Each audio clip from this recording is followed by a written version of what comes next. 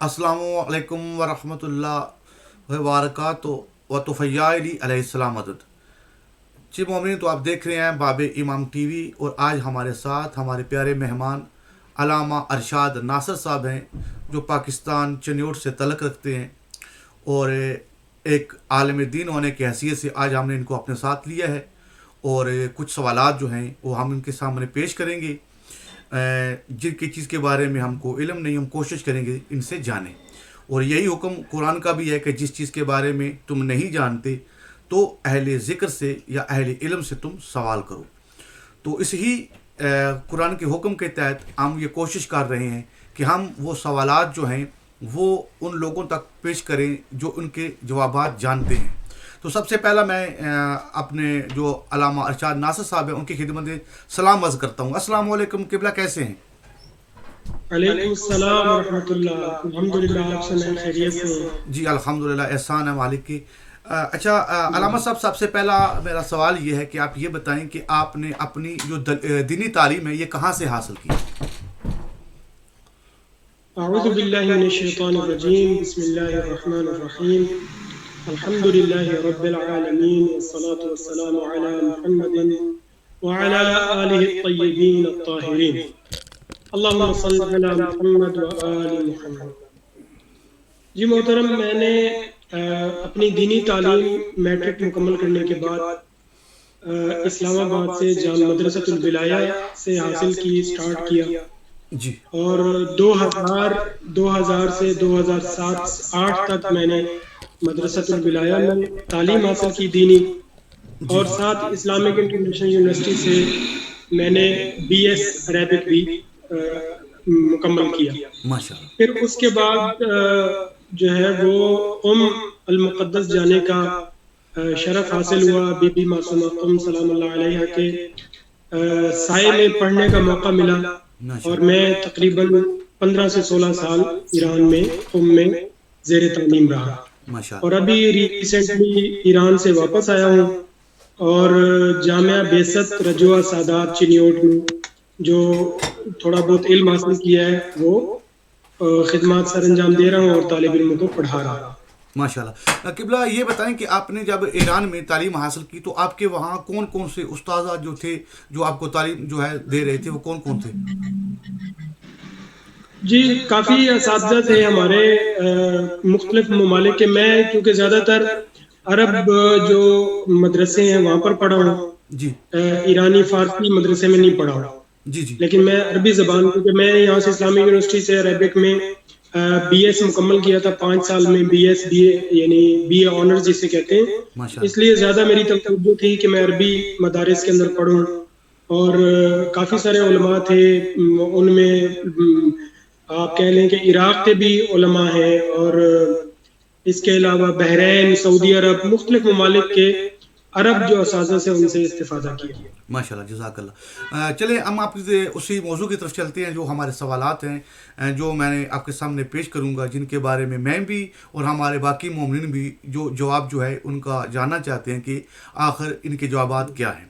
सबसे पहला आज का जो सवाल है हमारा वो ये है कि हम आपकी खिदमत में ये सवाल पेश करेंगे कि ये बताएं कि इमाम हसन अस्करी अलैहिस्सलाम की शहादत जब हुई तो हमारे यहाँ तारीख़ की कुतुब हो या हदीस की कुतुब हो, उनमें क्या मिलता है कि उस वक्त इमाम हसन अस्करी अलैहिस्सलाम की ज़ौजा जो हैं क्या वो मौजूद थी या उनकी ज़िंदगी में पहले ही वो वफ़ात पा गई थी?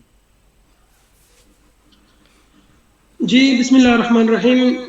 देखिए, इस जो हज़रत नरगिस खातून सलामुल्लाह अलैहा के बारे में आपने सवाल किया, ये मखदूमा जो हैं वो इनके बारे में तारीख़ में और ख़ुसूसन हदीस की किताबों में इख्तिलाफ है इनकी शहादत के बारे में। जी। कुछ रिवायात ये कहती हैं कि ये इमाम हसन अस्करी अलैहिस्सलाम की शहादत के वक्त मौजूद नहीं थी, बल्कि उनसे पहले ही शहादत पा चुकी थी और इस दुनिया से चली गई थी। और कुछ रिवायात ऐसी हैं जो ये कहती हैं कि नहीं, वो बाद में उनकी शहादत हुई और वो इस दुनिया से रुखसत हुई। एक रिवायत जो कमालुद्दीन व तमामुन निअमा में शेख सदूक रहमहुल्लाह ने जिक्र किया है, जी। جو یہ بیان کرتی ہے کہ ان کی جو وفات ہے وہ پہلے ہوئی امام حسن عسکری علیہ السلام کی شہادت سے. وہ ایک شخص ہے ابو علی الخیزرانی، جی جی اس سے یہ روایت ہے. اس کی ایک لونڈی تھی اور وہ لونڈی جو ہے وہ اس نے امام حسن عسکری علیہ السلام کو ہبہ کی تھی، تحفے میں دی تھی وہ خاتون، اور وہ مولا کے گھر میں کام کرتی تھی. تو یہ روایت یہ کہتی ہے، وہی یعنی یہ روایت جو ہے ابو علی خیزرانی اور ان کی جو وہ لونڈی ہے اس سے ہے کہ جب امام زمانہ عجل اللہ تعالیٰ فرجہ الشریف کی ولادت باسعادت ہوئی اور حکومت نے امام کے گھر کے اوپر دھاوا بولا اور ریڈ کیا، ہماری اصطلاح میں جو آج کل اصطلاح استعمال کرتے ہیں دھاوا بولا، اور امام قائم علیہ السلام کی تلاش میں انہوں نے گھر کی تلاشی لی. تو یہ خاتون جو ہیں ابو علی خیزرانی کی جو خاتون ہیں یا لونڈی ہیں، یہ بھاگ کر اپنے آقا یعنی ابو علی خیزرانی کے پاس چلی گئی. جی تو وہ بیان کرتی ہیں کہ حضرت نرجس خاتون سلام اللہ علیہ جو تھیں، انہوں نے امام حسن عسکری علیہ السلام سے یہ التجا کی، ان سے درخواست کی کہ وہ اللہ سے دعا کریں کہ مجھے اس دنیا سے آپ کے جانے سے پہلے اٹھا دیں. تو یہ ایک روایت ملتی ہے جس کی بنیاد پر ہم کہہ سکتے ہیں کہ بی بی نرجس خاتون جو ہیں وہ، اور یہ دوسری روایت کے الفاظ ہیں کہ یہ دعا قبول بھی ہوئی. جی اور ان کی قبر کے اوپر جو ہے وہ بعد میں لکھا گیا کہ یہ نرجس خاتون سلام اللہ علیہ کی قبر ہے ام محمد کے نام سے، کہ امام قائم علیہ السلام کی والدہ کی قبر ہے. اس طرح سے ان کی قبر کے اوپر لکھا گیا. یہ ایک روایت ہے جو کمال الدین و تمام النعمہ میں شیخ صدوق نے ذکر کیا، جس سے یہ ثابت ہوتا ہے کہ ان کی وفات پہلے ہوئی امام حسن عسکری علیہ السلام کی شہادت سے. اس کے علاوہ باقی اور کافی ساری روایات ہیں جو یہ بیان کرتی ہیں کہ ان کی شہادت بعد میں ہوئی. کتاب شیخ توسی علیہ رحمہ کی کتاب الغیبہ میں بھی ہے کہ ان کی جو وفات ہے وہ 260 اور 65 کے بعد 317 کے درمیان کسی سال میں ہوئی. اور ہمارے پاس بحر الانوار میں بھی ایک روایت ہے کہ اس بی بی کو بعد میں جب گھر کی تفتیش کی گئی تو اس بی بی کو پکڑ لیا گیا، ان کو گرفتار کر لیا گیا، اور اس بی بی نے جو ہے وہ یہ دعویٰ کیا کہ میں جو ہے وہ حاملہ ہوں اور بچہ میرے پیٹ میں ہے. یعنی اس دعوے کا مقصد یہ تھا کہ جو گھر کے اوپر جو مظالم ہیں، باقی جو خواتین اور باقی جو لونڈیاں تھیں، گھر کی جو خواتین تھیں، ان کے اوپر ظلم نہ ہو اور یہ بی بی ظلم کو برداشت کرے. اس دعوے کا مقصد یہ تھا. وہ کہتے ہیں کہ حکومت نے ان کو گرفتار کر لیا اور جیل میں ڈال دیا اور ان کے اوپر نگرانی رکھی گئی. کافی عرصہ گزرنے کے بعد کوئی بچہ جو ہے وہ دنیا میں نہیں آیا، لیکن ان کے اوپر مظالم ہوتے رہے. اس طرح باقی بھی چند ایسی شواہد ہیں جو یہ ثابت کرتے ہیں کہ یہ بی بی بعد میں زندہ رہی امام حسن عسکری علیہ السلام کی. میری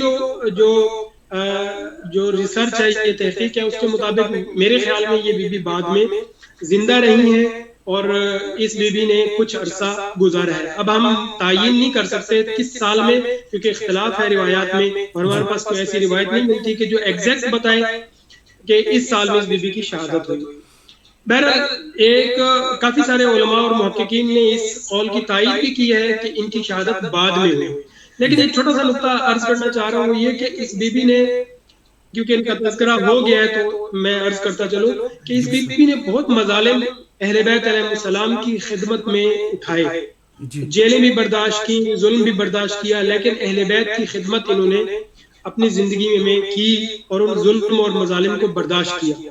خصوصاً اگر ہم اس بی بی کے بارے میں اگر ہم یہ روایت قبول کریں کہ یہ خاتون جو ہے وہ قیصر روم کی شہزادی تھیں اور ان کی بیٹی تھیں، اور وہاں سے گرفتار ہو کے اور قیدی بن کے امام عسکری علیہ السلام کے عقد میں آئیں. اس روایت کو اگر ہم قبول کریں تو ہمیں یہ نظر آتا ہے اور سمجھ آتا ہے کہ اس بی بی نے بہت مظالم برداشت کیے اہل بیت کی خدمت میں، اور خدا اس بی بی کو اجر دے، بہت ہی مظلومہ خاتون تھی. جزاک اللہ. یہ آپ کا سوال جو ہم نے کیا، آپ نے بہت اچھا اور مختصر جواب دیا کہ یہ کتب تاریخ سے، یعنی کہ 5 حدیثیں جو ہیں شیخ صدوق نے، اس جو روایت آپ نے پیش کی، پہلے میں اس کا نمبر بتا دیتا ہوں تاکہ صاحبان جو تحقیق ہے وہ اپنی آنکھوں سے اگر دیکھنا چاہیں تو وہ دیکھ سکتے ہیں. یہ اردو کے اندر جو کمال الدین و تمام النعمہ ہے اس کا پیج نمبر 439 439 نمبر پیج ہے پی ڈی ایف کے اندر, اور حدیث کا نمبر روایت کا نمبر 7 ہے. یہاں پر 7 نمبر روایت جو قبلہ نے پہلی روایت بیان کی کہ جس میں یہ بیان ہوا تھا کہ کیا کہتے ہیں,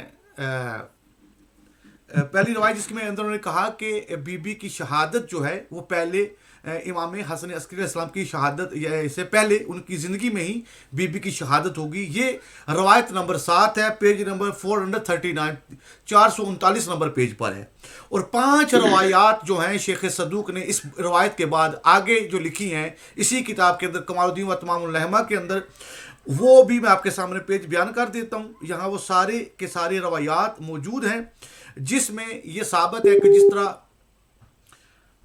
قبلہ نے جس طرح آپ کے سامنے یہ بیان کیا کہ کیا کہتے ہیں کہ یہ 5 جو روایات ہیں اور علماء جس پر متفق ہیں کہ بی بی جو ہیں وہ اس وقت امام حسن عسکری علیہ السلام کی شہادت کے بعد موجود تھی. اس پر علماء کا اتفاق ہے. اور یہ روایات فقط ایک روایت نہیں, ایک روایت جو ہے وہ صرف یہ ملتی ہے کہ وہ شہادت پہلے ہوئی امام حسن عسکری علیہ السلام کی زندگی میں, وہ فقط ایک روایت ہے جو شیخ صدوق علیہ الرحمہ نے اپنی کتاب کمال الدین و تمام النعمہ میں لکھی ہے. لیکن باقی جو شیخ صدوق نے اپنی اسی کتاب میں لکھی ہیں وہ 5 سے زیادہ تعداد ہے روایات کی جن میں وہ موجود ہیں اور ثابت ہوتا ہے کہ وہ امام حسن عسکری علیہ السلام کی شہادت کے بعد موجود تھی. اب جو آپ نے ذکر کیا زندان میں ان کو ڈالنا اور ان پر مظالم کو ڈالنا, یہ تمام علماء نے اس بات پر بھی اتفاق کیا ہے کہ یہ کتب سے ثابت ہے, تاریخی کتب سے بھی ثابت ہے اور حدیث کی کتب سے بھی ثابت ہے. جیسا کہ آپ نے مختصراً یہ کہا کہ اس چیز پر تو کوئی اختلاف نہیں ہے.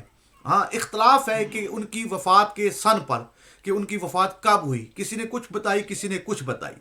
لیکن کچھ علماء نے یہاں تک بھی لکھا ہے اور کچھ روایات ایسی بھی ملتی ہیں کہ 30 سال تک یہ معظمہ بعد از امام حسن عسکری علیہ السلام حیات رہی اور بہت سے مظالم اس معظمہ نے جو برداشت کیے. یہ تھا پہلے سوال کا جواب مومنین جو آپ کی خدمت میں پیش ہوا, جو ہمارے ساتھ علامہ ارشاد ناصر صاحب ہیں.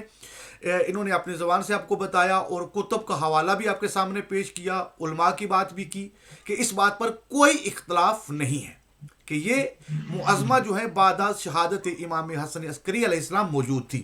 اب ہمارا دوسرا سوال ہے محترم کہ وہ یہ سوال ہے کہ یہ بتائیں کہ جب امام حسن عسکری علیہ السلام کی شہادت ہو چکی اور امام قائم آل محمد علیہ السلام کی امامت کا دور شروع ہوا, اللہم صلی علی محمد و آل محمد, تو اس وقت امام علیہ السلام کی غیبت شروع ہو گئی. تو غیبت میں پہلے تو تمام ائمہ جو تھے امام علی علیہ السلام سے لے کے امام حسن عسکری علیہ السلام تک وہ اپنی امت, اپنے شیعوں, اپنے محبوں کے بیچ میں ہوتے تھے اور احکام شریعت اگر کسی کو ضرورت ہوتی تھی تو وہ امام علیہ السلام سے آ کے تصدیق کر لیتا تھا کہ مولا یہ حدیث مجھ تک پہنچی ہے, یہ ٹھیک ہے یا نہیں, یا اس مسئلے میں آپ کا کیا حکم ہے, آپ کی کیا حدیث ہے, آپ کے جد کی کیا حدیث ہے. تو جب غیبت امام قائم آل محمد علیہ السلام شروع ہوئی تو میرا سوال یہ ہے کہ اس وقت لوگ احکام شریعت کس سے لیتے تھے اور کس طرح تصدیق ہوتی تھی؟ اس کا جواب عنایت فرمائیں, بسم اللہ. جی بالکل, اس سوال کے جواب میں آج میں یہ کروں گا کہ غیبت امام زمانہ علیہ السلام, غیبت کی 2 قسمیں ہیں جیسے کہ ہم سب جانتے ہیں, غیبت صغریٰ اور غیبت کبریٰ.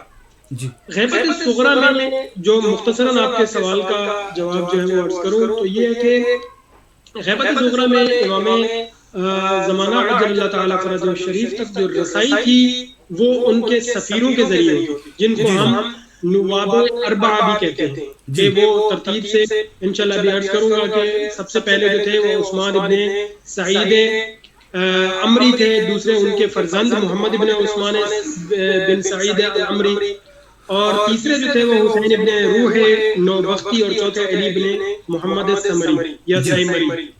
یہ امام کے جو ہے وہ خاص اور بہت ہی خصوصی قسم کے نائب تھے، یا آپ ان کو باپ بھی کہہ لیں یا سفیر کہہ لیں، جو لفظ آپ استعمال کریں، مسئلہ نہیں ہے۔ امام کی غیبت کا جو وہ تھا، ہدف تھا، مقصد تھا، وہ یہ تھا کہ جو حکومت وقت تھی ان سے امام ان کے ہاتھوں میں نہ آ سکے، یعنی وہ حکومت تک رسائی حاصل نہ کر سکے، اس لیے امام کی غیبت ہوئی، اور امام نے بہت ہی رازدارانہ انداز میں مختلف جگہ یا جو مقام تھے یا جو سکونت کی جگہ تھی وہ امام تبدیل کرتے رہتے تھے، اور جن لوگوں کو امام تک رسائی حاصل تھی وہ یہ صرف خاص اور 4 لوگ تھے۔ اس کے علاوہ بھی اگر امام سے کوئی ملنا چاہتا تو انہی 4 کے راستے کے ذریعے امام تک پہنچتا تھا۔ کوئی سوال ہوتا تھا، کوئی مسئلہ ہوتا تھا، کوئی بہت بڑا مسئلہ، کوئی فقہی مسئلہ، کوئی عقائدی مسئلہ، تو وہ ان کے ذریعے امام تک پہنچاتے تھے، اور بہت ہی رازدارانہ انداز میں جو ہے وہ پہنچاتے تھے۔ اس لیے ہم دیکھیں گے کہ بہت سارے علماء جن کی کتابیں ہم تک پہنچی ہیں، انہوں نے جو ہے وہ امام سے رابطہ، ان کی کتابوں کے اندر ہمیں امام سے جو رابطہ ہے یا امام کے تک پہنچنے کا جو راستہ ہے یا سفیروں کے ذریعے امام تک پہنچنے کا راستہ، اس کا کتابوں میں تذکرہ نہیں ہے۔ اس کی وجہ یہ تھی کہ اگر وہ کسی کتاب میں تذکرہ کرتے کہ میں نے فلاں شخص سے روایت کی ہے اور انہوں نے صاحب عصر عجل اللہ تعالیٰ فرجہ شریف سے روایت کی ہے، تو فوراً حکومت کو پتہ چل جاتا کہ یہ شخص جو ہے وہ امام زمانہ سے رابطے میں ہے۔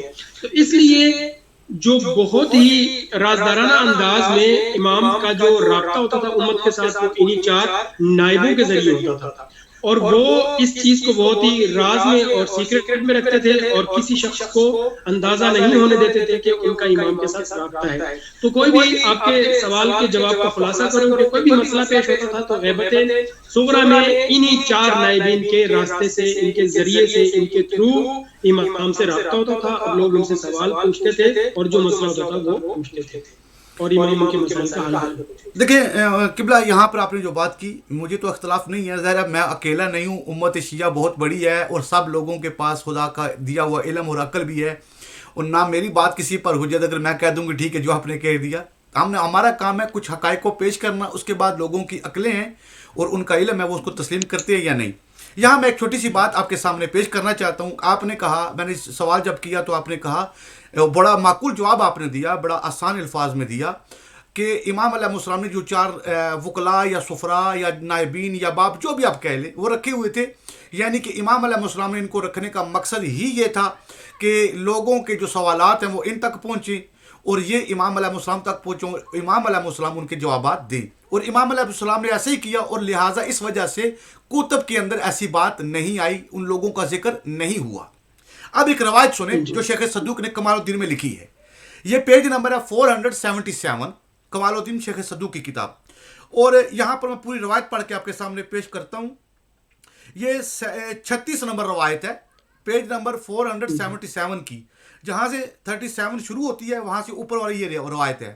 بیان کیا مجھ سے علی بن حسین بن شاذویہ مودب نے، یہ پوری روایت جو ہے میں مختصر کرتا ہوں، وہ کہتے ہیں کہ جناب حکیمہ خاتون بنت امام محمد تقی علیہ السلام کی خدمت میں حاضر ہوا، ہمارے درمیان ایک پردہ حائل تھا، میں نے ان سے ان کے دین کے بارے میں سوال کیا، پس انہوں نے میری توجہ اس شخص کی طرف مبذول کروائی جس کی ضرورت محسوس کی جا رہی ہے۔ میں نے عرض کیا کہ آپ نے ان کو دیکھا ہے یا ان کے متعلق کوئی خبر ہے؟ آپ نے فرمایا ہاں، حضرت امام حسن عسکری علیہ السلام نے اس کی اطلاع اپنی والدہ کو بھی دی ہے۔ میں نے عرض کیا پھر وہ مولود کہاں ہے؟ آپ نے فرمایا وہ پوشیدہ ہیں، وہ غیبت میں ہیں۔ میں نے عرض کیا ان کی غیبت کے دور میں شیعہ اپنے مسائل کے حل کے لیے کس کی طرف رجوع کریں؟ آپ نے فرمایا ان کی دادی اور حضرت امام حسن عسکری علیہ السلام کی والدہ کی طرف۔ میں نے عرض کیا حضرت امام حسن عسکری علیہ السلام نے اپنے اس حکم کی اجرا میں جس میں جمیع مومنین کو ایک عورت کی تقلید کا حکم دیا، کس کی تعصی کی ہے؟ آپ نے جواب میں فرمایا اس عمل خاص میں حضرت امام حسین علیہ السلام کی تعصی کی ہے، جیسا کہ آپ نے بوقت شہادت اپنی باقی ماندہ اہل بیت علیہ السلام کو تا صحت امام زین العابدین علیہ السلام تک اپنی بہن جناب زینب سلام اللہ علیہا کی تقلید کا حکم دیا تھا۔ آپ کے بعد امام زین العابدین کی گوشہ نشینی کے ایام میں جو علم ظاہر ہوا اس کو جناب زینب سلام اللہ علیہا کی طرف نسبت دی جاتی ہے۔ پھر آپ نے فرمایا تم لوگ راویان حدیث ہو، کیا تم نے یہ روایت نہیں سنی کہ امام حسین کے 9 فرزند کی میراث تقسیم ہوگی حالانکہ وہ زندہ ہوگا؟ اس روایت سے اگر آپ غور و فکر کریں محترم تو پتہ چلا کہ سائل سوال کر رہا ہے بی بی حکیمہ خاتون سلام اللہ علیہا سے کہ جس حجت کی بات آپ کر رہے ہیں وہ کہاں ہیں؟ تو بی بی نے کہا کہ وہ غیبت میں ہے۔ تو غیبت میں حکم انہوں نے پوچھا کہ اس حجت کی غیبت میں مومنین پر کیا حکم کہ وہ احکام شریعت کس سے حاصل کرے؟ تو بی بی نے جواب دیا کہ پاک معظمہ کی دادی کا نام لیا، مولا امام حسن عسکری۔ آپ نے پوری روایت سنی، پیج کا نمبر بھی میں نے بتا دیا۔ تو یہ ثابت کر رہی ہے یہ روایت کہ اس روایت سے آل محمد کے گھر میں ہی احکام شریعت کا سارا قانون تھا، یعنی کہ باہر جن کو ہم 4 نائبین یا وکلاء یا سفراء کہتے ہیں، ہم ان کا کبھی انکار نہیں کرتے، نہ وکلاء کا نہ سفراء کا۔ ہم کہتے ہیں کہ ہم ان کو ہر حال میں ہم مانتے ہیں، لیکن احکام میں شریعت میں ان کی کوئی مداخلت نہیں تھی۔ امام علیہ السلام نے کچھ باقی کاموں کے لیے ان کو اپنے وکلاء یا سفراء بنا کے رکھے ہوئے تھے، اور امام علیہ السلام کے فقط ایک کام نہیں، بہت سے منشور تھے، بہت سے مقاصد تھے جس کے لیے مولا نے مختلف لوگوں کو مختلف کاموں کے لیے رکھا ہوا تھا۔ اس ہی طرح چاہے عثمان بن سعید عمری ہوں یا ان کے بیٹے محمد بن عثمان سعید عمری ہوں یا حسین بن روح ہوں یا علی بن سامری ہوں، یہ سارے کے سارے وکلاء یا سفراء موجود تھے اپنے اپنے علاقے میں۔ جیسا کہ اگر آپ دارالسلام کو پڑھیں یا شیخ صدوق کی اپنی سی کتاب کو پڑھیں جہاں توقیات کا باب ہے، 43 نمبر باب ہے، اس کے اندر انہوں نے کم سے کم 100 بندے کا ذکر کیا ہے جو وکلاء تھے اور جو غیر وکلاء تھے ان کا بھی، ان کا نام لے لے کے، اور جو جس علاقے سے تھے۔ تو یہ ایک بہت بڑا انتظام تھا جو امام علیہ السلام نے امام علی نقی علیہ السلام کے دور سے ہی یہ شروع تھا۔ تو اس پر کوئی اعتراض نہیں۔ بات کرنا اصل جو سوال تھا وہ یہ تھا کہ جب پہلا میں نے سوال اس لیے اٹھایا تھا کہ مومنین کو یہ علم ہو کہ بعد از امام حسن عسکری اسلام کی شہادت کے معظمہ موجود تھی، اور احکام شریعت جو تھے جو لوگوں نے لینے تھے وہ آل محمد علیہ السلام کے گھر سے ہی لینے تھے، باہر سے نہیں لینے تھے، اور اس روایت سے وہ بات ثابت بھی ہے۔ تو جزاک اللہ، اس پر آپ کوئی بات کریں، بسم اللہ۔ جی دیکھیے، سب سے پہلے تو یہ ہے کہ روایت کی سند دیکھنی پڑے گی کہ اس کی سند کیسی ہے، ٹھیک ہے، درست ہے، اس کے اندر راوی مجہول ہے نہیں ہے، یہ پہلا مسئلہ ہو جائے گا۔ جی جی۔ دوسرا، آپ روایت کے متن کو دیکھیں۔ جی، آیا سوال یہ ہے کہ جناب زینب سلام اللہ علیہ ان کی ایک عظمت ہے، ان کا ایک سارا مقام ہے، منزلت ہے، لیکن آپ نے سوال کے دوران ہی ایک لفظ، مثلا اب میرے خیال میں آپ نے حدیث کے الفاظ ہی پڑھے ہیں کہ امام سجاد علیہ السلام جو ہیں وہ گوشہ نشین ہو گئے تھے۔ یہ لفظ جو ہے یہی بتا متن، کیونکہ آپ کو پتہ ہے نا کہ حدیث، جب بھی ہم کوئی حدیث پڑھتے ہیں تو اس کی سند کے ساتھ متن کو بھی دیکھنا ہوتا ہے۔ بالکل صحیح، یعنی اس کا متن وہ عقل کے مخالف تو نہیں ہے، شریعت کے مخالف تو نہیں ہے، قرآن کے مخالف تو نہیں ہے، یہ ساری چیزیں دیکھنی پڑتی ہے۔ جی جی۔ تو سوال یہ ہے کہ آیا امام وقت گوشہ نشین ہو سکتا ہے؟ یہ پہلا سوال۔ دوسرا سوال یہ ہے کہ امام کے ہوتے ہوئے کوئی اور حجت ہو سکتا ہے، چاہے وہ اسی خاندان اہل بیت سے ہی کیوں نہ ہو، کہ جب امام وقت موجود ہیں تو پھر کیسے ہو سکتا ہے کہ آپ کوئی شخص یہ کہے کہ آپ جو ہے نا غیر امام سے جا کر جو ہے وہ مسائل پوچھیں اور ان سے مسائل، فقہی مسائل لیں اور دین کے مسائل لیں۔ ایک بات۔ دوسری بات، تیسرا نقطہ، یہ دو باتیں ہوگی۔ تیسرا نقطہ یہ ہے کہ خود اگر دو معصوم موجود ہوں اور ایک امام وقت ہو اور دوسرا امام وقت نہ ہو، جیسے کہ امام حسن اور امام حسین علیہ السلام کے دور میں کہ امام حسین علیہ السلام بھی امام معصوم ہیں اور امام حسن علیہ السلام بھی امام معصوم ہیں، تو سوال یہ ہے کہ امام وقت امام حسن علیہ السلام تھے، تو جو دین کے لیے رجوع کرنا ہے، جو مرجع ہیں جو جن سے دین لینا ہے وہ امام حسن علیہ السلام. تو اس لیے عرض یہ ہے کہ یہ خود اس روایت کو درایتاً پرکھنا پڑے گا, عقل سے دیکھنا پڑے گا کہ آیا یہ روایت درست ہے. محترم تیسری بات اگر یہاں ایک سے چھوٹی سی بات کروں گا. دیکھیں میں آپ کی کسی بات پر کوئی اعتراض نہیں اٹھا رہا, میں کہہ رہا ہوں کہ دلیل درایت جو ہے نا وہ روایت خود ہی درایت بن گئی ہے. اس پوری روایت کو دیکھیں, سب سے پہلے سرکار حکیمہ خاتون نے جب تاسی کی بات آئی کہ امام علیہ السلام نے کس کی تاسی کی, تو بی بی حکیمہ سلام اللہ علیہا نے جواب دیا کہ بی بی امام حسین علیہ السلام کی طرح, جس طرح امام حسین علیہ السلام نے اپنی اہل بیت کو حکم دیا تھا کہ اب میرے بعد ان کو فالو کرنا ہے, تو اس ہی طرح یہ اہل بیت علیہ السلام. جی آپ میں آپ کی بات سمجھ گیا ہوں, میں آپ کی بات سمجھ گیا ہوں. میں اس لیے عرض کیا کہ روایت کو ہم دو طرح سے پرکھیں گے. جی جی کہ آیا سب سے پہلا اصل بنیادی سوال یہ ہے کہ آیا یہ امام کے الفاظ ہیں, یعنی روایت کی صحت ثابت ہوگی تب جا کے ہم کہیں گے کہ یہ امام کے الفاظ ہیں اور یہ امام کی دلیل ہے. عرض میں یہ کہنا چاہ رہا ہوں کہ آپ سند کو دیکھیں اور متن کو دیکھیں. خود متن کو اگر آپ پرکھیں تو آیا یہ امام کا کلام ہو سکتا ہے یا نہیں, کہ امام یہ فرما سکتے ہیں کہ امام سجاد جو علیہ الصلوۃ والسلام جو ہیں وہ گوشہ نشین ہو گئے, امام وقت ہیں. اب ایک اور بات بھی ہے, ایک اور بات بھی ہے, عموماً جو تصور ہے امام سجاد علیہ الصلوۃ والسلام کے بارے میں کہ امام بیمار تھے, تو اس کا مقصد ہو ہی نہیں سکتا کہ امام ایسے ہوں کہ ان کو کچھ پتہ ہی نہ ہو, خدا نہ خواستہ نعوذ باللہ ہم یہ کہیں کہ ان سے کوئی چیز پوچھی جائے اس عالم میں اور امام جواب نہ دے سکے, ان کو پتہ ہی کچھ نہ ہو یا وہ سمجھ ہی نہ سکے مجھے کیا پوچھا جائے. اتنی بیماری ان کے اوپر غالب ہو اور غلبہ امام وقت کے اوپر, تو ہمارا یہ عقیدہ اور نظریہ نہیں ہے کہ امام کے اوپر ایسا غلبہ طاری دیکھیں یہاں پر حکمت معصومین علیہ السلام ہے قبلہ, یہاں پر معذرت چاہتا ہوں, میں آپ کی بات پڑھ رہا ہوں, پوری بات کر لوں کہ یہی جو امام کا دلیل دینا ہے, یہی متن یہ ثابت کرتا ہے کہ امام کا کلام یہ نہیں ہو سکتا. یہی دلیل ہے کہ یہ روایت کے ضعیف ہونے کی دلیل ہے, یہ روایت کے ضعیف ہونے کی دلیل ہے. نہیں, یہ روایت کے ضعیف ہونے کی دلیل نہیں ہے. پہلے میری بھی سن لینا, آگے والے نقطے بھی دیکھیں نا.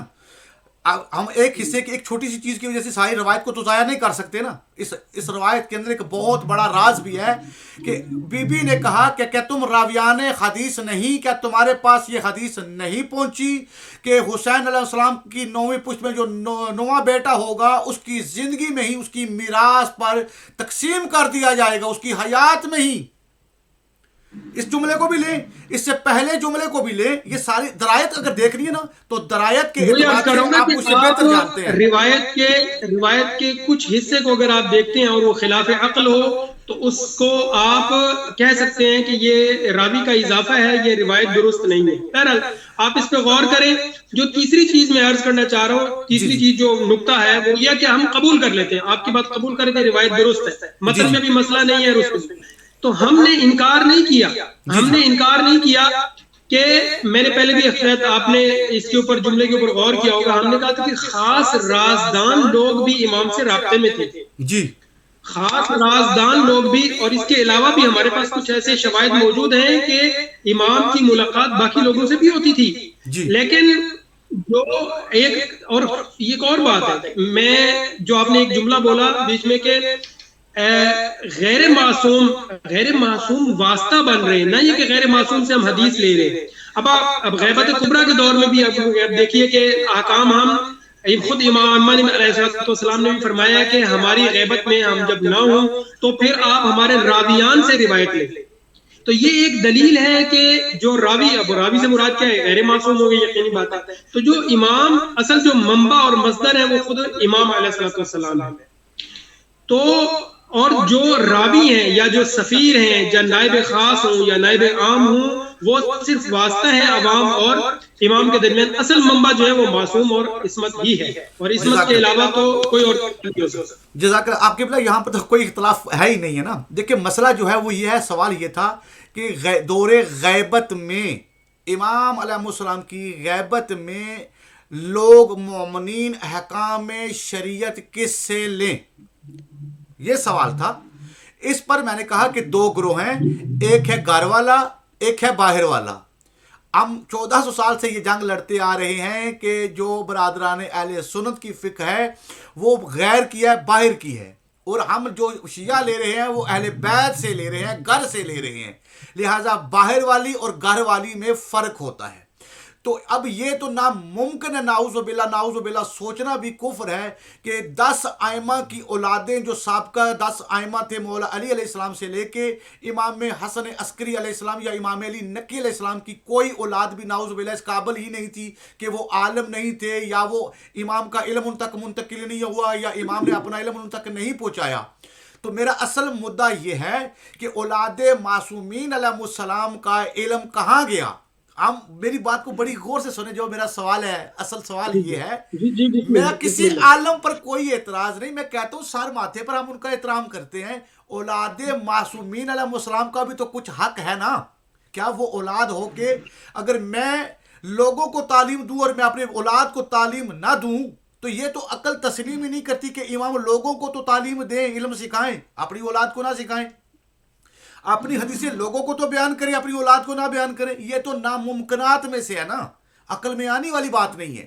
لہٰذا میرا سوال یہ ہے کہ ایک طرف علماء کا گروہ ہے، ہم اس کی احترام کرتے ہیں، قدر کرتے ہیں، لیکن ایک طرف جو گروہ آل محمد علیہ السلام اولاد معصومین علیہ السلام ہے، ان جو ائمہ معصومین کا علم جو اولاد کو منتقل ہوا وہ کہاں گیا؟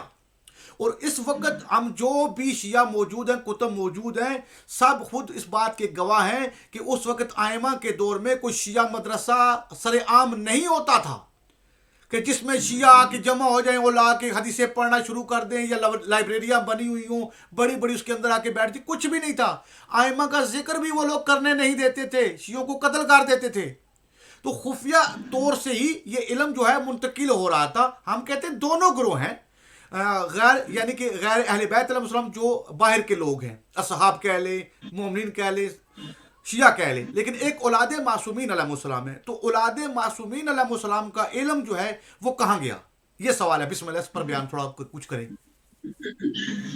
جی دیکھیے، میں اولاد معصومین علیہ السلام ہمارے پاس جو ہے وہ یقینی بات ہے، جو بھی اولاد معصومین علیہ السلام ہیں وہ یقیناً وہ بھی غیر معصوم ہے، ایک سب سے بنیادی جو چیز ہے وہ یقیناً غیر معصوم ہے، بالکل ٹھیک ہے۔ اور ان میں بھی دیکھیں کچھ ایسے لوگ ہیں کہ جو گمراہ تھے، جو اہل بیت علیہ السلام کے اس جو ائمہ اثنا عشر ہیں یا 12 امام ہیں ان کے راستے پر نہیں تھے۔ آپ خود جعفر قذاب کو دیکھ لیں، کون تھا جعفر قذاب؟ مختصر کرتے ہیں، میں نے کہا کہ سارے کے سارے تو ایک تو نکلے گا ٹھیک، بالکل نہیں ہے ہمارے پاس۔ ابھی میں عرض کر رہا ہوں، آپ دیکھیے امام موسیٰ کاظم علیہ السلام کے بھائی ہیں علی بن جعفر۔ جی اچھا، یہ ایک بہت بڑا حصہ ان کا جو ہے وہ روایات کا ان کے ذریعے امام صادق علیہ السلام کا، علی بن جعفر انہوں نے اپنے امام جعفر صادق علیہ السلام سے، اور یہ امام کاظم علیہ السلام کو بھی اپنا امام مانتے تھے، اور خود امام جعفر صادق علیہ السلام کو بھی امامت کا دعویٰ نہیں کیا، اور یہ کہتے تھے کہ انہی کا امامت امام معصوم کا حق ہے، اور ان کی امامت کو اور ان کی عصمت کو ان کو قبول کرتے تھے۔ اور ایک بہت بڑا حصہ جو ہے وہ روایات کا ہمارے پاس موجود ہے، اور اس کے علاوہ بہت سارے سادات ہیں جو ائمہ کی اولاد سے ہیں، علی بن ابراہیم امی ہیں، باقی لوگ ہیں، وہ سادات ہیں، اور انہوں نے اہل بیت خود ائمہ یعنی ان کی اولادیں ہیں، اور انہوں نے جو ہے وہ نہ امامت کا جھوٹا دعویٰ کیا ہے، بلکہ اپنے والدین کی یا اپنے چچا یا جو بھی ان کے امام معصوم ہوتے تھے، جو بھی رشتے میں لگتے تھے، ان سے روایات نقل کی ہیں۔ اور ہمارے پاس مجموعہ حدیث میں بہت ساری ایسی شخصیات ہیں جنہیں میں نے آپ کے ذکر کر دیا۔ اب سوال یہ ہے، سوال یہ ہے کہ یہ بھی غیر معصوم تھے، اور جو اصل منبع ہے اگر انہوں نے بھی بیان کرنا ہے وہ بھی کس سے بیان کرنا ہے؟ وہ امام معصوم سے بیان کرنا ہے۔ اور اسی طرح جو امت کے لوگ ہیں جو غیر سادات ہیں، انہوں نے بھی اگر بیان کرنا ہے تو خود امام اسی طرح سے آپ دیکھیں بعض اوقات ائمہ علیہ السلام کے جو اصحاب سر ہیں، راز رکھنے والے جو امام کے اصحاب ہیں، وہ غیر سادات ہیں، یہ بھی ہمیں روایات میں ملتا ہے۔ کوئی اس میں مطلب ایسی بات نہیں ہے کہ امام ایک ایسے شخص کو اپنا صاحب رازدان سمجھتے ہوں، صاحب سر سمجھتے ہوں جو سادات میں سے نہ ہو۔ اس لیے یہ اہلیت جو ہے وہ، اس لیے ہم نے تو ایک چیز سنی ہوئی ہے، وہ یہ کہ معذرت، ہم نے تو ایک چیز سنی ہوئی ہے کہ حضرت جو ابو ذر غفاری ہیں مثلا یا سلمان ہیں وہ اہل بیت علیہ السلام میں سے ہیں، یعنی سلمان من اہل البیت. تو اس کے علاوہ تاریخ میں اور بہت سارے لوگ ایسے ہیں، صرف حضرت سلمان کے بارے میں نہیں ہے، حضرت ابو ذر کے بارے میں نہیں ہے، بلکہ تاریخ میں اہل بیت علیہ السلام نے باقی لوگوں کے بارے میں بھی کہا ہے کہ یہ ہمارے اہل بیت میں سے ہیں. تو یہ قربت جو ہے وہ تقویٰ اور جو ان کی جو صلاحیت ہے، ان کی جو قدرت ہے اور ان کا جو قبول کرنا ہے ولایت کو، ولایت اہل بیت کو، اس کی بنیاد پر یہ جو ہے وہ منزلت اور مقام ملتا ہے، کسی اور بنیاد پر نہیں ملتا. اگر سادات نے اس روایت کو بیان کیا ہے، جناب حکیمہ خاتون، میں نے عرض کیا جناب حکیمہ خاتون سے روایات ہیں ہمارے پاس، اور خود امام زمان اجل اللہ تعالیٰ فرجہ شریف کی ولادت کے بارے میں ایک بہت بڑا حصہ جناب حکیمہ خاتون سلام اللہ علیہ سے نقل ہوا ہے، تو ہم اس کو قبول کرتے ہیں. چاہے جو ہے نا وہ اس لیے قبول کرتے ہیں کہ ان کی وہ ثقہ ہیں، قابل اعتماد ہیں، اور وہ سادات ہونے کے ساتھ ساتھ قابل اعتماد ہیں، تو اس لیے اس میں کوئی حرج نہیں ہے. اور پہلے بھی عرض کی کہ معصوم اور غیر معصوم اصل منبع معصوم ہے، ٹھیک ہے. سید اور غیر سید اس میں فرق نہیں ہے کہ انہوں نے دین انہوں نے لے کر دیا ہے، انہوں نے معصوم سے لے کر دیا، تو یہ فرق نہیں ہے. اور یہ تاریخ کے اندر اور راویوں کی رجال کے اندر بہت کثرت کے ساتھ سادات بھی موجود ہیں. دیکھیں میں قبلہ جہاں جس نقطے کو آپ کو لے کے آنا چاہ رہا ہوں، میرا مسئلہ یہ تھا، میں نے کہا کہ نیابت، وکالت یا سفارت کو آپ لیتے ہیں، تو دیکھیں کہاں پر ان وکلاء کے اندر یا سفراء کے اندر یا نیابت کے اندر اولاد معصوم کا ذکر ہے؟ کہاں ملتے ہیں کہیں آپ کو؟ مجھے بتائیں. اچھا ایک اور چیز میں عرض کروں، آپ نے جو ہے وہ غیبت کبریٰ اور غیبت صغریٰ کے درمیان تھوڑا سا مکس اپ کیا. غیبت صغریٰ میں ڈائریکٹ امام سے رابطہ ہوتا تھا، لیکن ایک واسطے کے ذریعے، اور وہ واسطہ سفیر ہوتے تھے. یہ یعنی کہ اگر آپ کو سوال ہوتا تھا، کسی شخص کو سوال ہوتا تھا، کسی مومن کو، کسی شیعہ کو، تو وہ بہت ہی رازدارانہ انداز میں اپنے جو امام کے سفیر تھے ان تک بات پہنچاتے تھے، اور وہ امام سے جو ہے حکم لے آ کر. اچھا دوسری بات یہ حکم لے آ کر دیتے تھے، یہ ایک پہلی بات. دوسری بات یہ کہ جو یہ سفیر ہیں ان کے اوپر باقاعدہ نص ہے. نص سے مراد ہے کہ ان کے اوپر باقاعدہ عبارت ہے، امام کی توقیعات ہیں کہ یہ میرے سفیر ہیں، اور غیبت صغریٰ کے دوران آپ ان سے رابطہ کریں گے اور یہ مجھ تک تمہاری بات پہنچائیں گے. یہ باقاعدہ تمام جو امام کے نائبین ہیں ان کے اوپر یہ اتفاق ہے، اور اتفاق کے ساتھ ساتھ ان کے اوپر نص ہے، عبارت ہے، یہ جملے ہیں امام قائم اجل اللہ تعالیٰ فرجہ شریف کے. تو اس سے ہم جو ہے وہ ان سے لیتے ہیں، ورنہ اگر امام کا حکم نہ ہوتا ہم لیتے ہیں ان سے تو امام کے حکم کی وجہ سے لیتے ہیں. جی اگر ہم غیبت کبریٰ میں اگر کسی مجتہد سے لیتے ہیں، ان سے امام کے جو روایات کو کہ راوی جو ہیں ان سے اگر ہم لیتے ہیں، تو امام نے ہمیں خود فرمایا ہے کہ ہمارے جو حدیث کے راویان ہیں، جو روایت کرنے والے، ان سے لو. تو ہم اگر لیتے ہیں امام معصوم سے، اب غیبت کبریٰ میں مجتہد سے لینا یا غیر معصوم سے لینا ایک مجبوری ہے، اس کی وجہ سے ہم یہ اس سلسلے سے لیتے ہیں، ورنہ اس مجبوری اگر یہ نہ ہو تو ہم کبھی بھی غیر معصوم سے نہ لیں. قبلہ ایک چھوٹا سا منٹ، ایک منٹ دیں گے، میں ایک بات کر لوں؟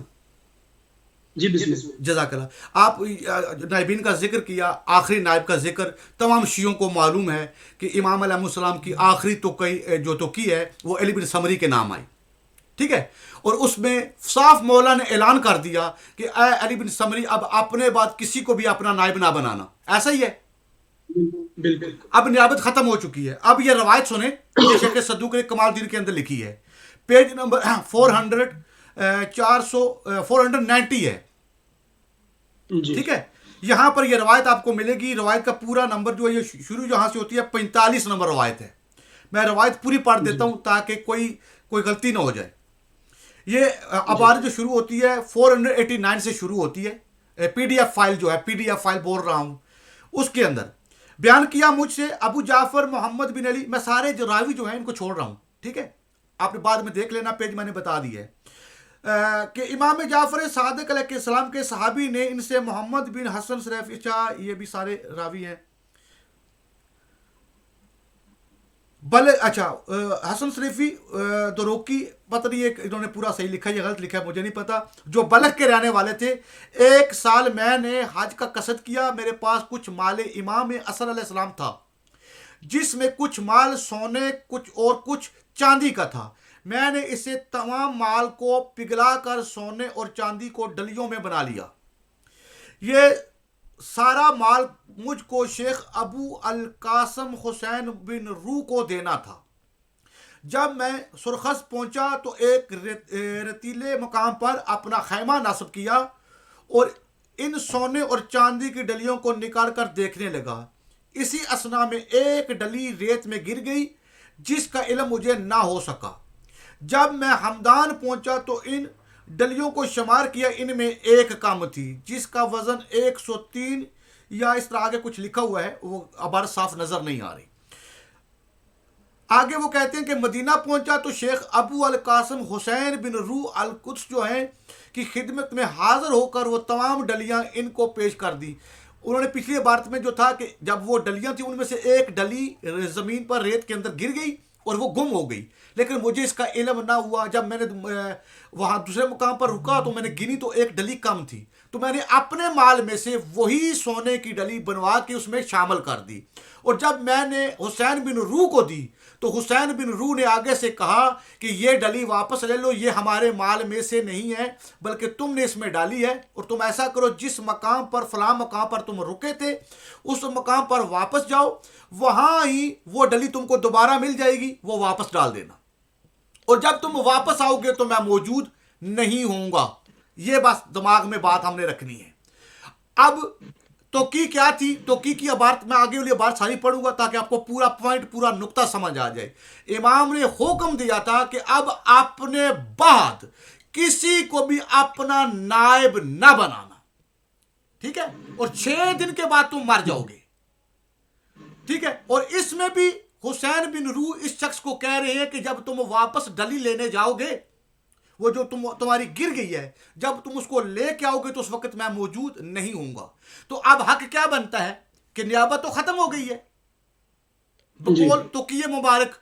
अब मेरा सवाल यह है कि आगे वाला जुमला सुने, जब वो डली वापस लेके आए तो उस वक्त हुसैन बिन रू दुनिया छोड़ चुके थे, तो वो डली किसके पास आई? वो आई से लेकर वापस अपने शहर आया। जब मैंने हज अदा किया और मदीना पहुंचा तो शेख अबू अल कासम हुसैन बिन रू का इंतकाल हो चुका था। चनाचा मैंने अबू अल हसन समरी से मुलाकात की और वो डली उनको दे दी। अब नुक्ता समझ आया कि अबू अल कासम हुसैन बिन रू की जगह वो डली किसके पास आई है? वो डली आई है अबू अल हसन समरी के पास जी। तो मेरा सवाल यह है कि यह रवायत शेख सदूकी कह रही है कि पहली तोकी में यह साबित था कि नियाबत खत्म, अब अपने बाद किसी को नायब ना बनाना। जब नायब ही नहीं तो माले इमाम किसी और के पास जाने नहीं चाहिए। तो अब उस आखिरी नायब के बाद ये माले इमाम क्यों इस शख्स के पास आया? ये अबू अल हसन समरी जो हैं या सामरी जो हैं, क्योंकि मैंने दो लफ्ज़ सुने, सामरी भी कहते हैं इनको, समरी भी कहते हैं। नहीं, सामरी नहीं है, सैमरी है। स्वाद ये मीम रे छोटी है या सीन मीम रे छोटी है। चलो जिस तरह भी कह ले, क्योंकि जो इबारत लिखी हुई है इस पे तो उर्दू के लिहाज से समरी ही पढ़ा जाता है, मैं तो समरी ही पढ़ रहा हूँ। खैर अब आप मुझे बताएं कि क्या ये तोकी की मुकम्मल मुखालफत है या नहीं? जी अब इस पर कुछ बात करें, बिस्मिल्लाह।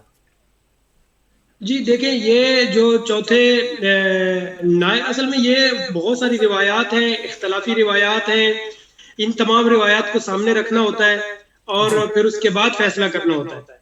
यानी जब, क्योंकि आप देखिए हर मोरद के अंदर, हर बहस के अंदर जो भी फिक़ी मसाइल हो या जो भी कलामी मसाइल हैं या जो इमामत के मसाइल हैं, गैबत के मसाइल हैं, इन तमाम में बहुत सारी इख्तलाफी रिवायात भी हैं। जो उलमा इन तमाम रिवायात को सामने रखते हैं, फिर उसके बाद जाके फैसला और नतीजा निकालते हैं। ये दुरुस्त है आपकी बात के चौथे जो खलीफा थे, चौथे जो नायब थे, उनके ऊपर खास जो है वो नस हमारे पास मौजूद नहीं है। हमारे पास कोई तौक़ी या ऐसी इबारत मौजूद नहीं है इमाम की जो हो। लेकिन कहते हैं कि जो उलमा बयान करते हैं वो ये कि उस वक्त के जो तमाम उलमा थे उनका इत्तेफाक था इनके ऊपर, यानी अली बिन मोहम्मद समरी या सैमरी के ऊपर इत्तेफाक था इमाम का, शिया यानी उस वक्त के जो बड़े बड़े बुजुर्ग शिया थे उनका, और वो इमाम तक जो है इनको भेजते थे और वहां से फिर तौक़ीयात आती थी اور یہ دلیل ہے اس چیز کی کہ یہ امام کے آخری نائب تھے۔ پھر اس کے بعد جب امام علیہ الصلوۃ والسلام نے جو آخری توقیع صادر فرمائی جس میں انہوں نے فرمایا تھا کہ لا فقد وقعت کیسے عبارت تھی، میں ایک منٹ ابھی آپ کی خدمت میں عرض کرتا ہوں وہ عبارت۔ جی بالکل، یہ آخری جو توقیع تھی، فقد وقعت الغیبۃ التامۃ فلا ظہور الا بعد اذن اللہ، کہ اب جو ہے وہ غیبت تام یعنی غیبت کبریٰ جو ہے وہ واقع ہو چکی ہے، الا بعد اذن اللہ، اب فلا ظہور، اب اس کے بعد جو ہے نا ظہور نہیں ہوگا، میں کسی کے سامنے ظاہر نہیں ہوں گا اور کوئی ملاقات کا دعویٰ بھی نہیں کر سکتا۔ اب آپ دیکھیں یہ توقیع تھی، یہ کس کے نام تھی؟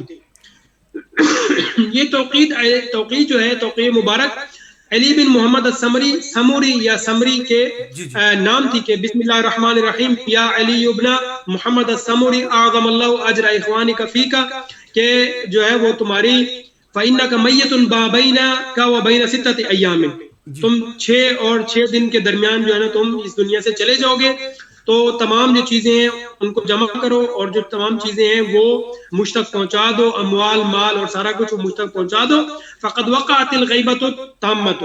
تو یہ ایک دلیل ہے کہ وہ امام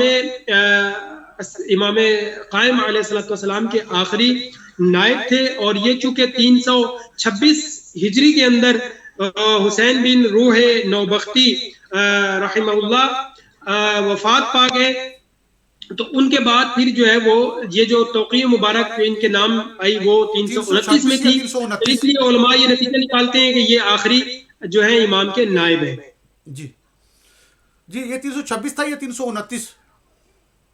نہیں، 326 جو ہے وہ حسین بن روح نوبختی رضوان اللہ تعالی علیہ جو ہے وہ فوت ہوئے، اور 329 میں جو ہے وہ محمد بن علی بن محمد السمری جو ہیں وہ ان کی وفات ہوئی۔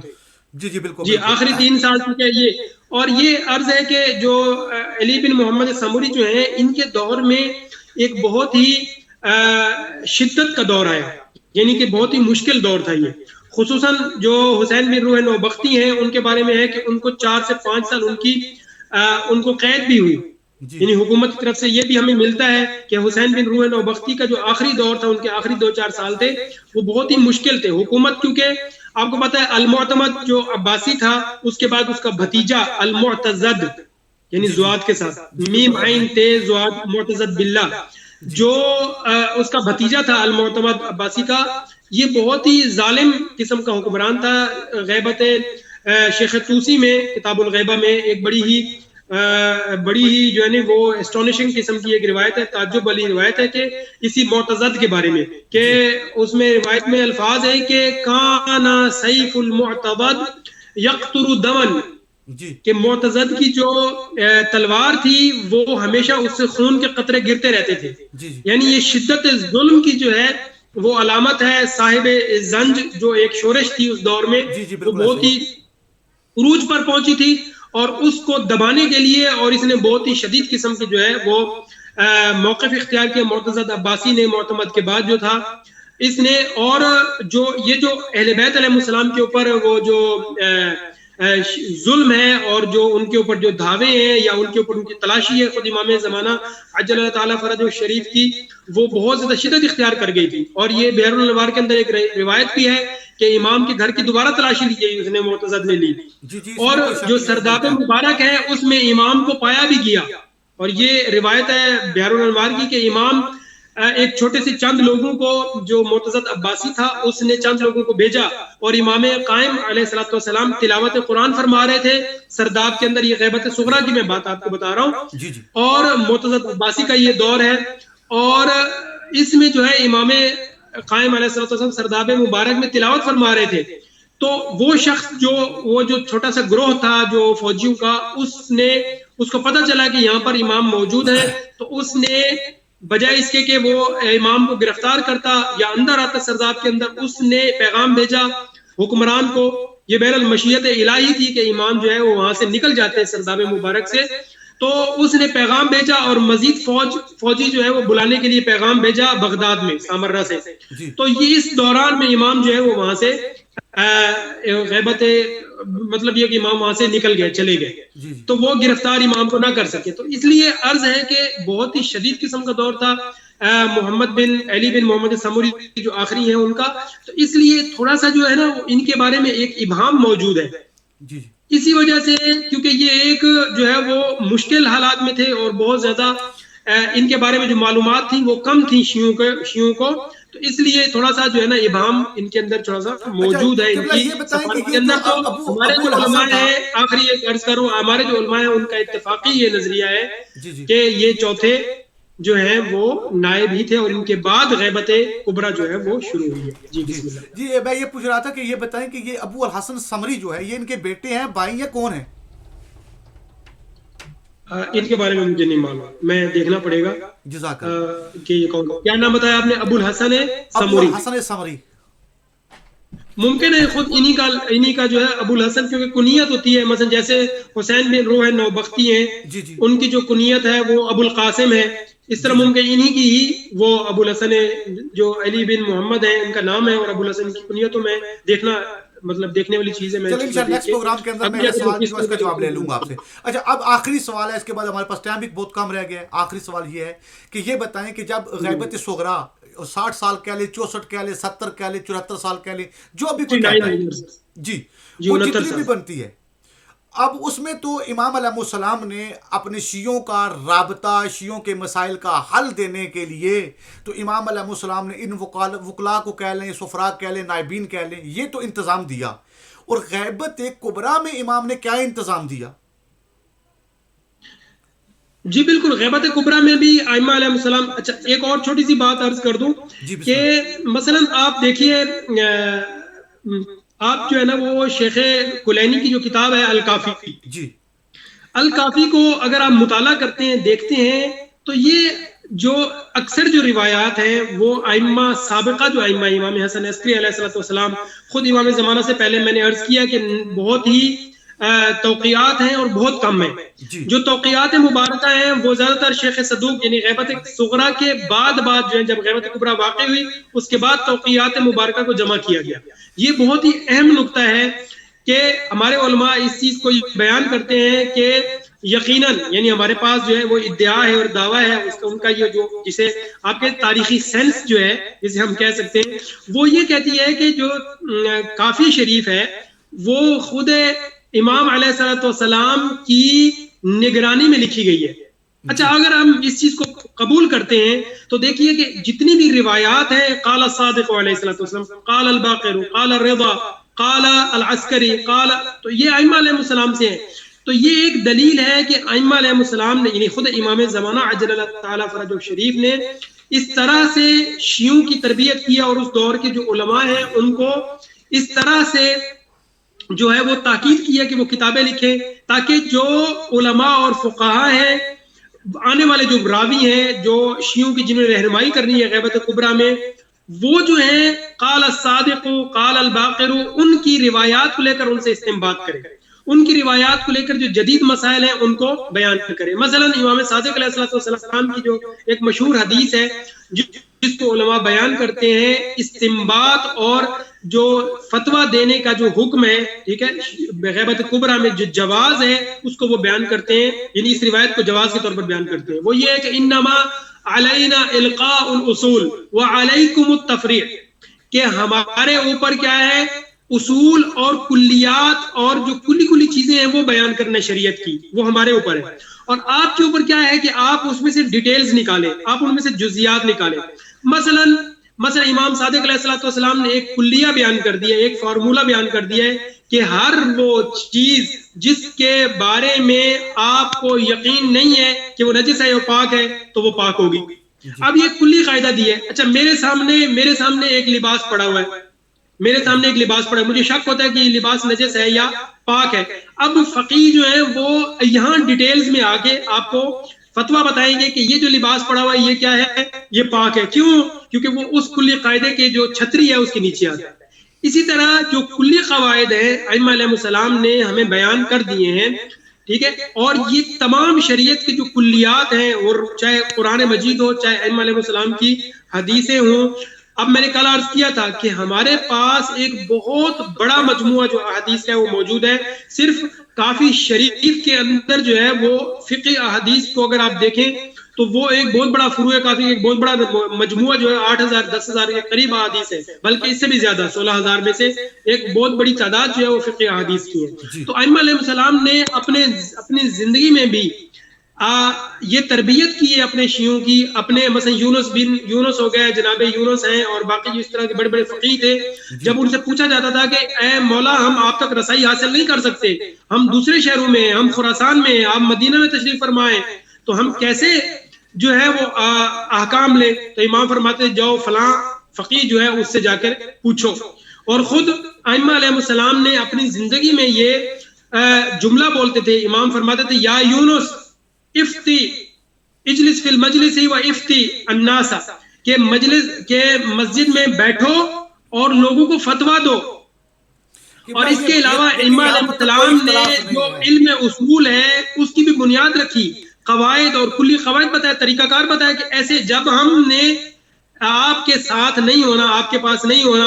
اور امام، کیونکہ آپ کو معلوم ہے کہ غیبت کا جو تصور ہے خود امام باقر علیہ السلام اور امام صادق علیہ السلام سے بہت کثرت سے روایات ہمارے پاس موجود ہیں کہ انہوں نے ہی بتایا کہ امام غائب ہوں گے. تو یہ ایک پورا سلسلہ تھا جو ائمہ علیہ السلام نے آہستہ آہستہ لوگوں کے ذہن بنائے، اور ذہن کے ساتھ ساتھ یہ بھی طریقہ بتایا کہ غیبت جب ہم حاضر نہیں ہوں گے اور ہم غائب ہوں گے تو تم نے کن سے اور کس طریقے سے دین کو لینا ہے.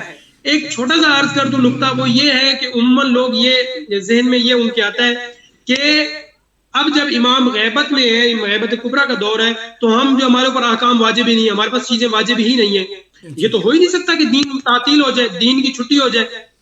تو عقل اس کو قبول ہی نہیں کرتی کہ جو دین ہم نے کیا کہا تھا، امام خود ائمہ علیہ السلام کا بھی فرمان ہے، خود رسول اللہ سے بھی یہ ہے کہ یہ دین قائم و دائم رہے گا تا قیامت.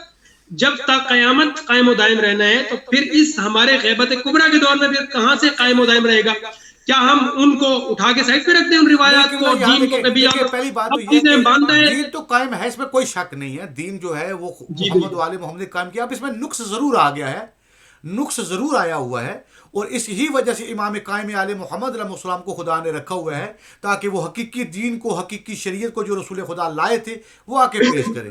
نقص ضرور ہے، لیکن یہ کہے کہ مکمل اس کا انکار کرنا، یہ نہیں ہم کہتے کہ مکمل اس کا انکار کیا جائے. آپ اس کو نقص کی جگہ آپ اس کو مجبوری کا لفظ استعمال کر لیں، میرے خیال میں زیادہ بہتر ہے کہ مجبوری ہے کہ ہم جو ہے وہ استنباط اور استخراج اور فتویٰ اور ان چیزوں کی طرف، اجتہاد کی طرف رجوع کرنا پڑتا ہے. مجبوری کا لفظ استعمال کریں زیادہ بہتر ہے، نقص نہ استعمال کریں. نہیں دیکھیں بہت سے احکامات ہیں. دیکھیں آپ ہر مجتہد کے اپنے اپنے فتاوے ہیں، ایک مجتہد کا دوسرے کے ساتھ ٹکرا رہا ہے، دوسرے کا تیسرے کے ساتھ. بات کرنے کا مقصد یہ کہ اگر قانون ایک ہی تھا جو آپ بتا رہے ہیں کہ مولا نے قانون دیے ہوئے ہیں، تو پھر اختلاف نہیں ہونا چاہیے تھا. تو پتہ چلے کہ ہماری سوچ کی وجہ سے اس طرح ہوا ہے. وہ جو اختلاف ہے میں عرض کرتا ہوں، وہ اختلاف اس میں روایات کے اختلاف کی بنیاد پر ہے. تو پھر قانون روایات کے اختلاف کی بنیاد پر ہے. اب آپ دیکھیے روایات کے اندر بہت ساری ایسی چیزیں ملتی ہیں جو ہے آپ اس کو قبول نہیں کر سکتے. دیکھیں کیوں اب ہمارے پاس ٹائم ختم ہو گیا ہے، ٹائم بہت زیادہ ہو گیا ہے. آپ کوشش کرتے ہیں کہ نیکسٹ پروگرام میں یہ جو باقی مزید باتیں انشاءاللہ ہم نیکسٹ پروگرام میں ڈسکس کریں گے. یہ بہت اہم موضوع ہے، اور یہ جو ہے نا وہ مسائل مبتلا بے جسے ہم کہتے ہیں مسئلہ ہے، اور اس وقت بہت سے لوگ اس شبہات میں انشاءاللہ آگے چل کے ہم اس کو ڈسکس کریں گے. اس کو ضرور حل ہونا چاہیے انشاءاللہ.